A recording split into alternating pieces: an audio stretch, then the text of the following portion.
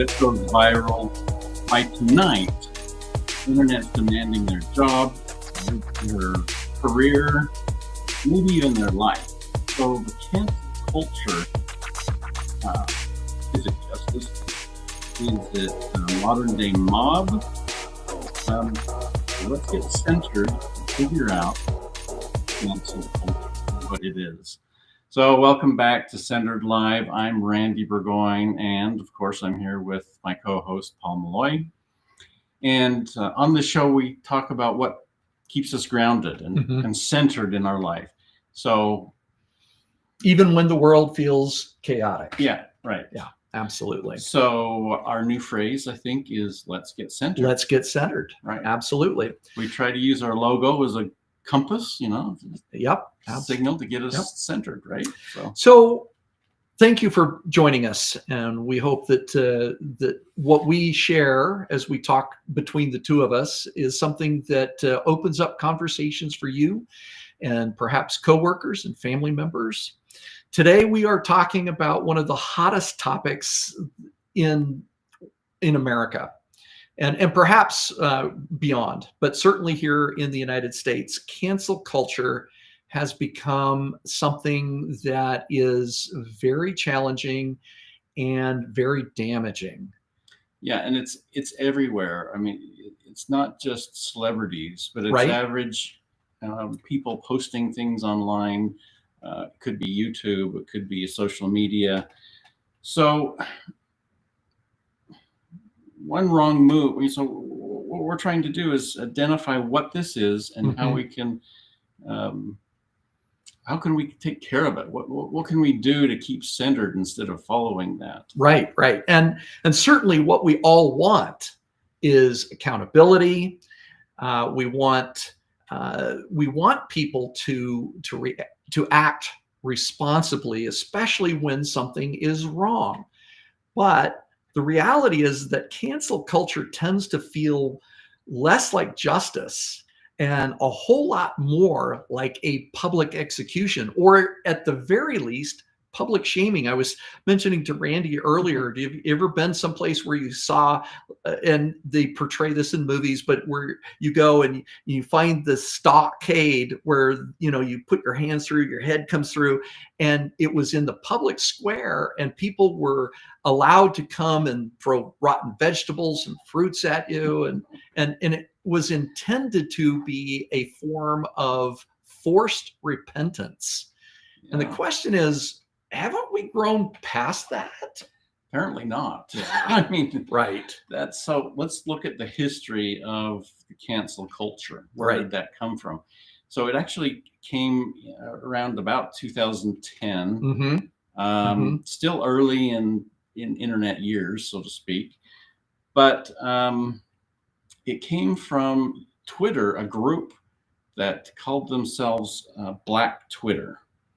Now, this Black Twitter was indeed a kind of an offshoot of Black Lives Matter and all the connotations that go with that.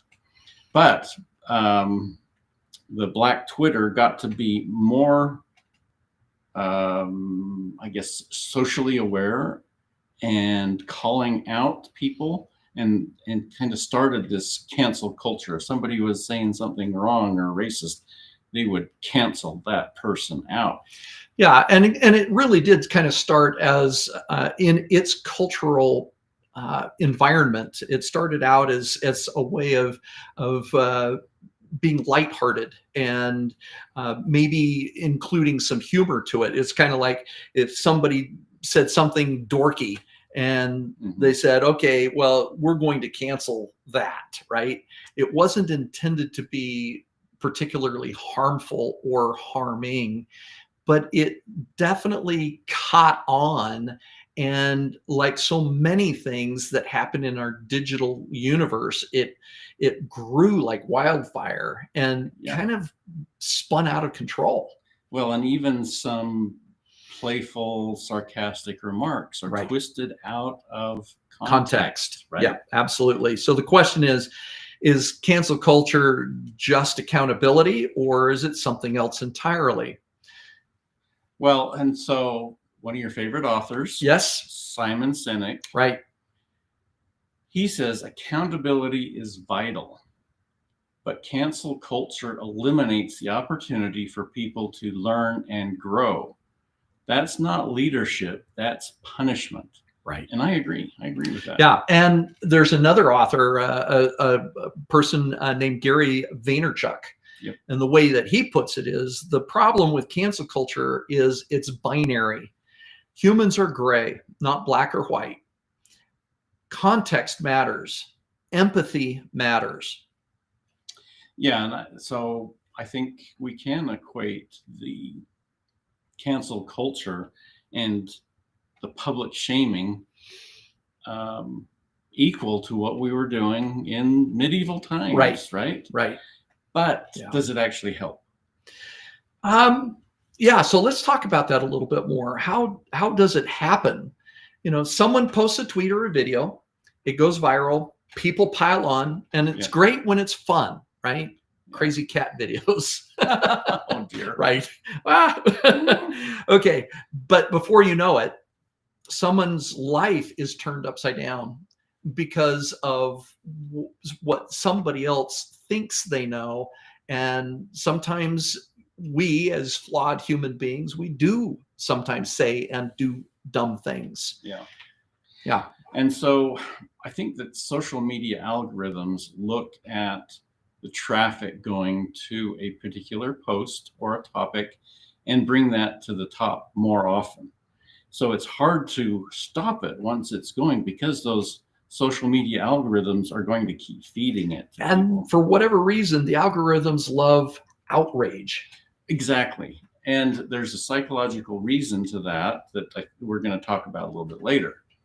But one of my another favorite author, Mel Robbins, she has a great social media presence, says it's easier to scream than to listen. Yes. And it's easier to cancel someone than to sit in an uncomfortable situation or conversation. Yeah. And she's right. Absolutely. She's right. So what's happened though is that cancel culture now has created a fear effect. And people will actually start censoring themselves even when they haven't done anything wrong. They're anticipating the problem, right? Yeah. And what that actually is doing is that it's kind of squelching this concept that we explored last week, or was it 2 weeks ago? Freedom of speech. Right. Yeah. Right. So it's hard to feel like you can express yourself, especially constructively, if you're always worried that it's going to be taken negatively, and as a result going to boomerang and really cause you a lot of problems. Yeah. And here's a perfect example of that. I don't know if you remember a few years ago, Kevin Hart was often the great actor, funny actor. Yeah. He's a great comedian. Yeah. Been in movies like Jumanji and some a lot of movies. Yeah. But he lost the opportunity to do the Oscars because to be the host, right? Because of some previous tweets that he had said. Now, originally he had said, "Well, I'm not going to apologize for that. I already dealt with it. That was decades ago. Yeah, it was a long time ago. And why do I have to re-apologize all over again?" Yeah. But it was the cancel culture that was looking for a reason to cause an outrage and cause people to pay attention. Yes. And somebody obviously thought that he should still be held accountable and not given any sort of grace. Now, granted, the things that he said at the time frame that he said them were not that big of a deal. It was a comedy shtick.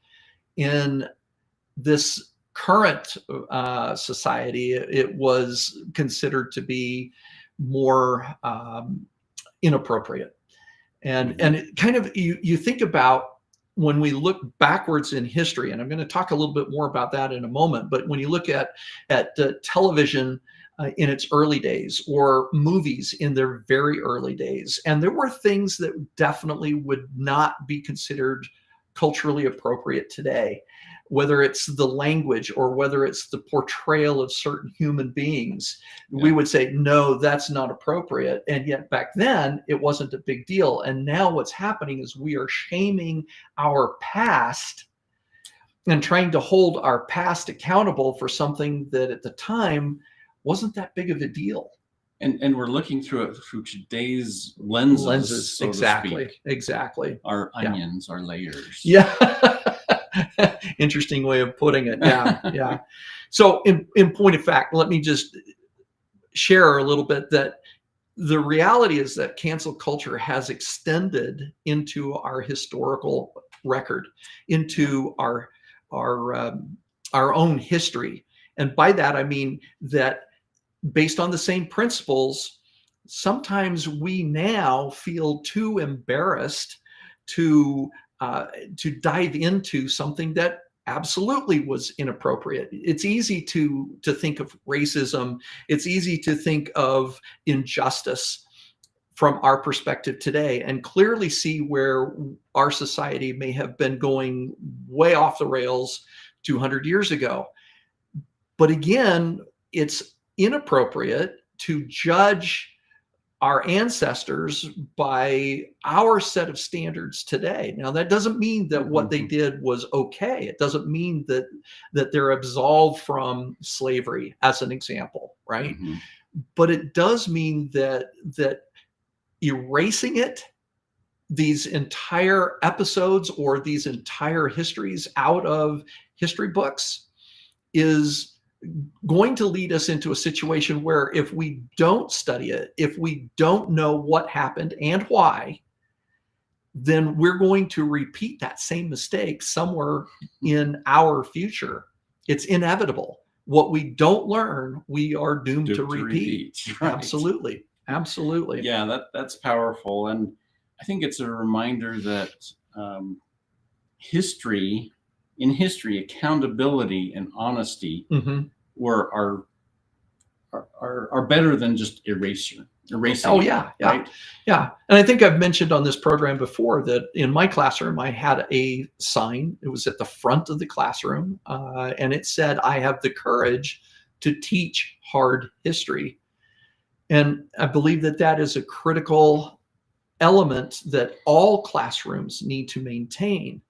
But if in the meantime we have curriculum writers who are now afraid to include our human foibles, our weaknesses, our mistakes, and allow students to be guided through an exploration of what happened and why it happened and what the consequences were, then we are absolutely setting ourselves up for a repeat of those mistakes. And in a sense, we're seeing that a little bit in Europe, where after World War II, there was such a concerted effort to bury Nazism so deep that it couldn't be discussed publicly. And I may be a little bit exaggerating there, but that was in essence the intent. And what's happening is that neo-Nazi groups are coming back and claiming that they have a right to be heard. Well, that is a repeat of the cycle going back to the 1930s, which led into Adolf Hitler's rise to power and World War II, and catapulted us into an arms race and a whole lot of other things that, again, are hard and difficult and mistakes that we made. And by we, I mean humanity, not just the United States, not just Germany. Not just Columbus. Yes, yes. He gets a bad rap a lot of the time. He does now, even though we understand, again, that there were mistakes made by scholars in even examining his life. Right. Yeah. So let's talk about cancel culture and why it feels so addictive. You get addictive. Why is that? Where's that rush? Why is there a rush or some kind of drug you get from? Isn't that interesting? Because there's some truth to that, right? There's this rush of feeling morally superior, like, we're the good guys. And Mel Robbins puts it really well. She says, we've become addicted to outrage. The social media gives us the illusion of power without responsibility, close quote. And social media makes it global. Like instant. Yeah. 10,000 strangers can destroy your life in a couple of hours. Right. And in essence, that hasn't existed before, except I want to point out one thing, and that is in social media and advertising. Well, go back even, I talked about this 2 weeks ago. You go back 40 years ago when you had the news media that was in charge of vetting the stories to go out. They would take that seriously and responsible. And I think some of that has fallen away, where they're looking more for the outrage, the shock and awe that they get from a headline that may have nothing to do with the body of the news report, but it gets listeners, it gets viewers, it gets eyeballs. And, in newspaper advertising, when I did that in the 80s and 90s for our stores, eyeballs was king. We would look at, how many eyeballs see that ad versus, just how wide the distribution of that newspaper was, the flyer. Absolutely. And in a previous life for me, before I became a teacher, I was working in high-tech marketing and creating banner ads. And again, the idea was to create something titillating or scintillating, something that would grab your eyeballs. And then lead you into something that was it wasn't about bait and switch per se, but it was definitely about, something that was unexpected to pull you in to where we could then provide a sales pitch. Interesting. And that was in the 1980s. Yeah, absolutely. So social media now allows a local scandal to become worldwide. Right. I mean, we could be a scandal. I hope this not. This episode could be scandalous, right? I don't know. I hope it's positive, right? Okay, but let's go to classroom. As a teacher, yes, you've probably seen cancel culture play out in a classroom. Yeah, absolutely. In fact, in a couple different ways. One thing is that, like politicians and celebrities, teachers are often in the public eye. And as a result, if they say one thing wrong in a classroom with students, the students take that home, they tell their parents, it gets blown out of proportion. It totally loses the context that it was stated in, and often ruins the teacher's life. I have also seen and watched and heard where a student says something that is absolutely inappropriate in a classroom. Again, other students report that to their parents, and then by that evening, you have a mob sometimes at the school demanding that child be expelled forever. Sometimes they question the administration's ability to keep children safe. And it's like, okay, whoa. It's a dangerous road. Yeah. That becomes more dangerous than the idea of, hey, the teacher handled that comment in the moment appropriately. Yeah. So how do we handle the backlash online? And back years ago, before social media was huge, and email was kind of the thing, I had experienced a bullying via email. Really? Because this person had found email addresses of me and a bunch of neighbors. Oh, wow. And this individual, I don't know if it was male or female, but she would she would send emails, long, very articulately composed emails attacking your person's religion, about how they stored food, how they treated their children, Wow. and their worthiness to participate in church activities. Wow. Wow. And it became real difficult. But what ultimately stopped it is I was able to contact everybody on that email list and say, delete it. Do not reply. Delete it. Do not reply.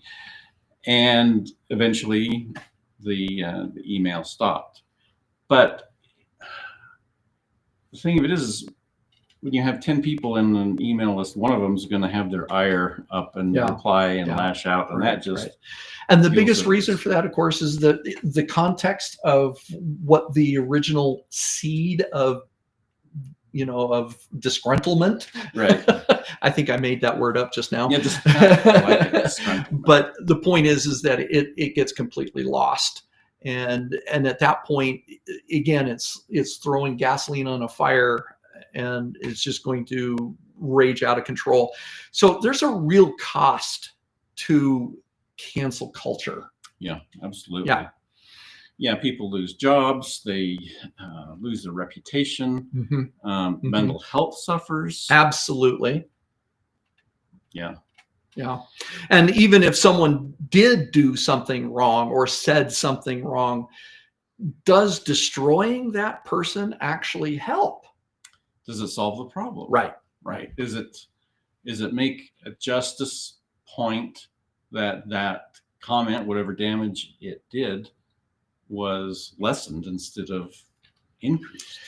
Right. And to that point, certainly a lot of times, again, and again, I've seen this with students whose lives are tremendously affected. And sometimes the parents, out of embarrassment, end up taking their child out of a school. Yeah. Right. And in other words, it exploded and got out of control when it had no reason to become an inflated situation. Yeah, it was a bigger harm than whatever solution. Exactly. So here's another quote from Simon Sinek. Yay. Leaders create safe spaces for people to admit mistakes and learn. Cancel culture doesn't allow that. Yeah.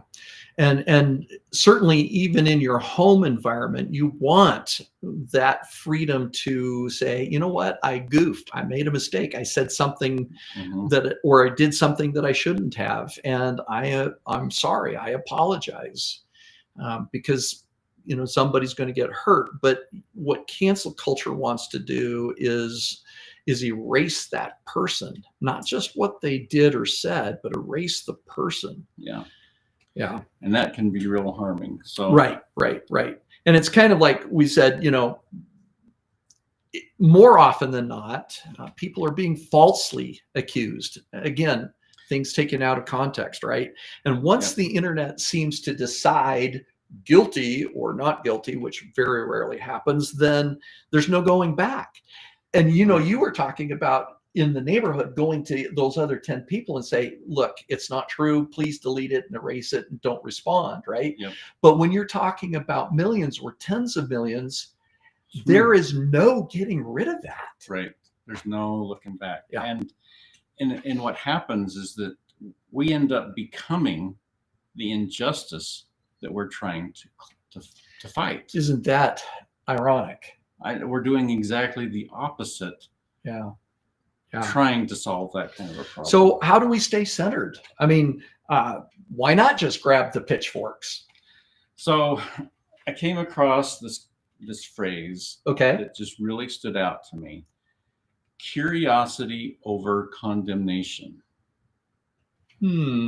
So instead of condemning someone, you hear something they say, and it's shocking.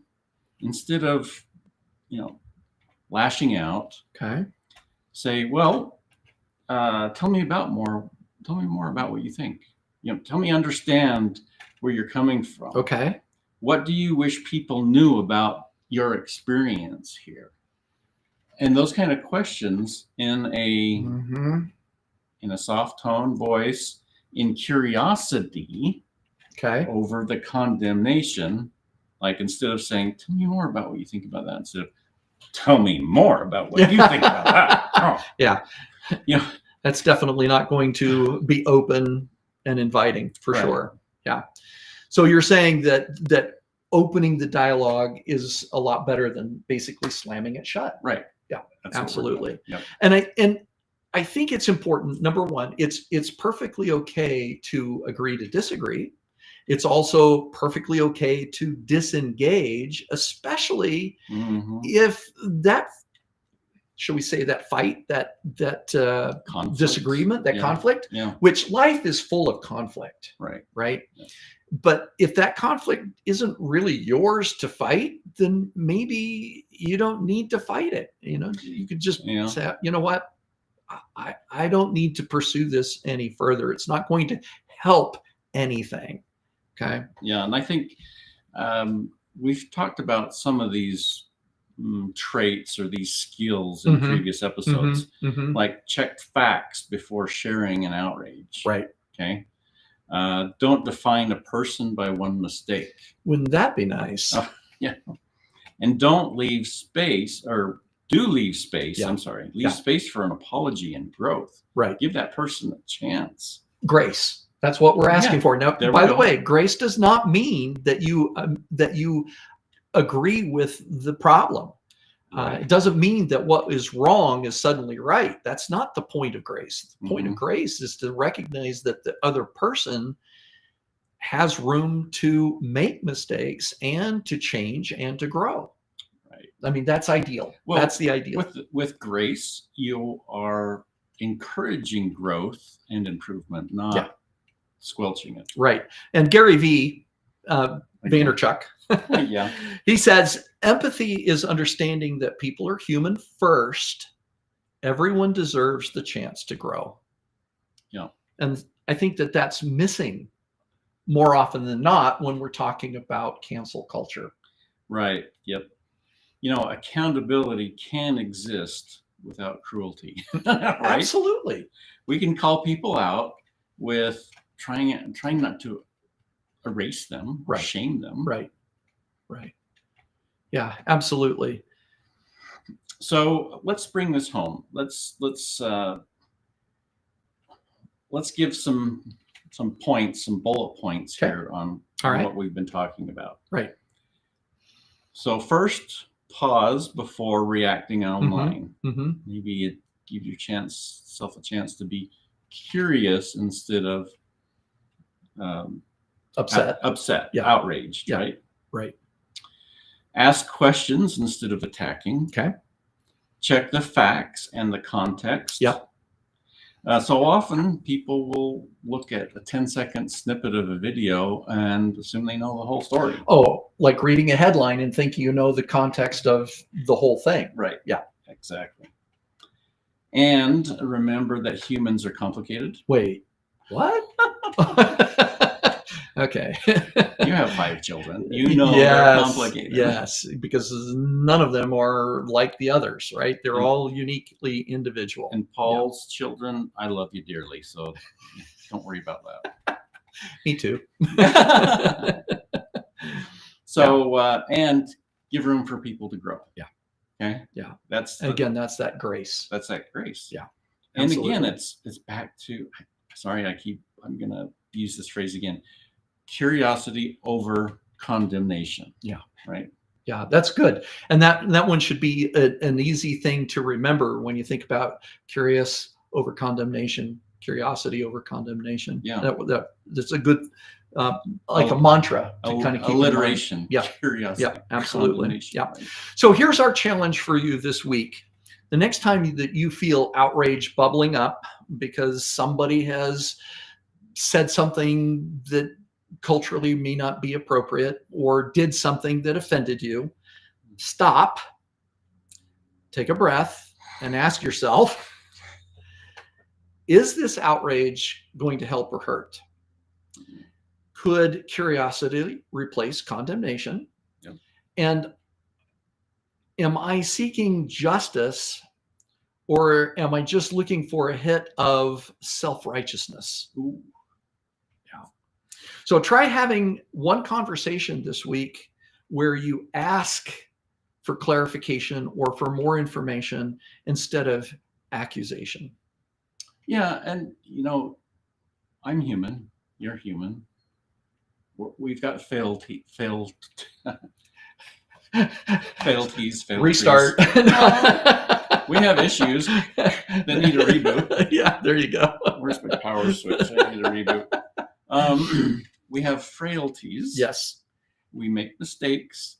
Right. And we should allow others that same grace. Yeah, because we would expect that. We would hope for that for our own mistakes.